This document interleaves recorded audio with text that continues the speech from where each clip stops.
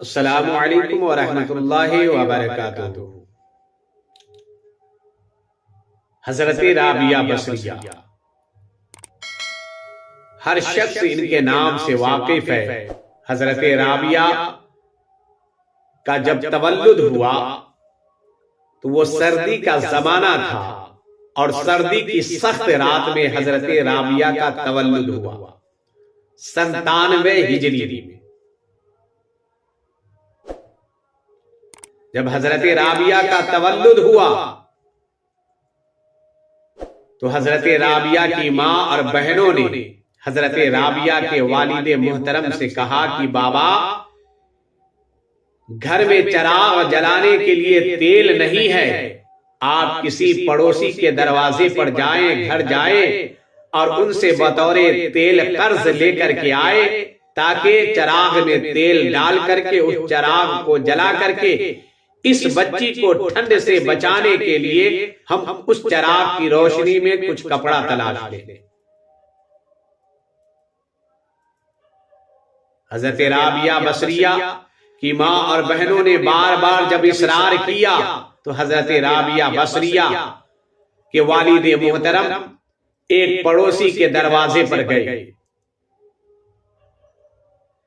جیسے ہی دروازے پر گئے تو دل میں خیال آیا کہ آج تک میں نے کسی کے دروازے پر دستک نہیں دیا اور کسی کے سامنے ہاتھ نہیں پھیلایا۔ یہ خیال دل میں چل ہی رہا تھا کہ الٹے پاؤں لوٹ جاتے ہیں اور گھر تشریف لے آتے ہیں۔ جب گھر آتے ہیں تو بیٹیوں نے کہا بابا کیا تیل مل گیا؟ تو حضرت رابعہ بصریہ کے والد محترم نے کہا کہ نہیں، تیل نہیں ملا۔ تو بیٹیوں نے کہا کہ بابا دوسرے دروازے پر دستک دے لیتے، وہاں سے تیل مل جاتا۔ والد محترم نے کہا میری بیٹیوں، دوسرا دروازہ تو ہمیشہ کھلا رہتا ہے، اس دروازے پر دستک دینے کی کیا ضرورت ہے؟ وہ تو سب کے حال کو جانتا ہے اور سب کی سنتا ہے اور سب کو دیکھتا ہے۔ الغرض بیٹی خاموش ہو جاتی ہے۔ اسی عالم میں حضرت رابعہ بصریہ کے والد محترم کی آنکھ لگ جاتی ہے۔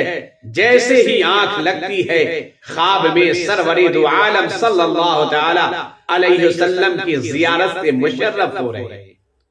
آقا کریم تشریف لاتے ہیں اور کہتے ہیں کہ کوئی شخص چراغ کے تیل کے لیے بھی اتنا پریشان ہوتا ہے۔ حضرت رابعہ بصریہ کے والد محترم شرمندہ ہو جاتے ہیں، پشیمان ہو جاتے ہیں اور سوچتے ہیں کہ اگر بیوی اور بیٹیوں کی اصرار کرنے پر میں اپنے گھر سے قدم پڑوسی کے دروازے پر نہ لے جاتا تو آقا کریم صلی اللہ تعالی علیہ وسلم کی بارگاہ میں میری گردن شرمندگی سے نہ جھکتی۔ اس نے کہا حضور غلام سے لغزش ہو گئی ہے، غلطی ہو گئی ہے، حضور معاف فرما دیا جائے۔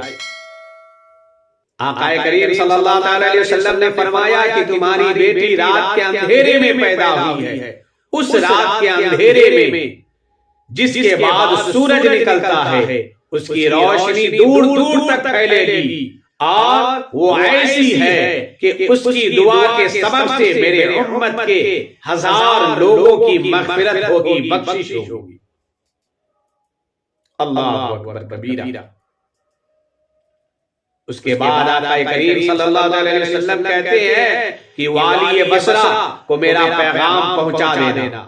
والی بصرہ روزانہ 100 مرتبہ درود شریف پڑھ کر کے مجھے بھیجتا ہے اور ہر جمعرات کو 400 مرتبہ درود شریف پڑھ کر کے مجھے بھیجتا ہے۔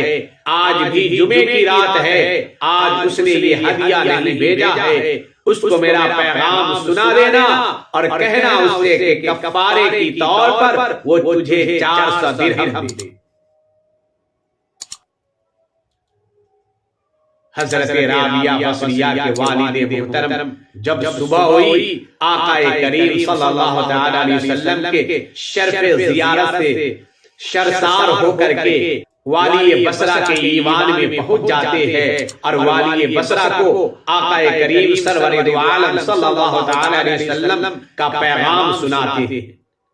والی بصرہ جب آقا کریم صلی اللہ تعالی علیہ وسلم کا پیغام سنتے ہیں تو خوشی میں جھوم جاتے ہیں، فرتے مسرت میں جھوم جاتے ہیں اور کہتے ہیں کہ اس غلام اور گناہگار بندے کو محبوب خدا نے یاد کیا ہے، وہ ننگے سر اور ننگے پاؤں دوڑ پڑتا ہے اور حضرت رابعہ بصریہ کے والد محترم کے قدموں پر گر جاتا ہے اور ان کے قدموں کو بوسہ دیتا ہے اور کہتا ہے کہ تو میرے محبوب کا فرستادہ ہے، یہ ملکیت آپ کی ہے، یہ دولت آپ کی ہے، یہ سارے خزانے آپ کے ہیں، جو چاہے آپ لے لے، جتنا چاہے آپ لے لے، آپ کو کوئی روک نہیں سکتا۔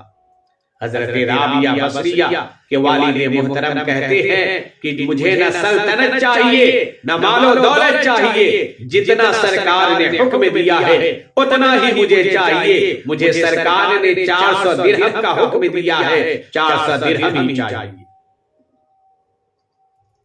والی بصرہ کہتے ہیں کہ اس کو 400 درہم دے دیا جائے۔ حضرت رابعہ بصریہ کہ والد محترم وہ 400 درہم لے کر کے اپنے گھر تشریف لاتے، ادھر والی بصرہ یہ حکم دے دیتے ہیں کہ سنو، فوراً ابھی اس وقت جو ہے 10,000 درہم غربا مساکین میں فقراء میں تقسیم کیے جائے اور یہ سلسلہ 4 دن تک جاری رہے، کوئی بھی سوالی اس دروازے سے خالی نہ جائے، کوئی بھی فقیر اس دروازے سے خالی نہ جائے، کوئی بھی منگتا اس دروازے سے خالی نہ جائے، جو بھی آئے اس کے جھولی میں کچھ نہ کچھ دینار درہم دیتے چلے جاؤ۔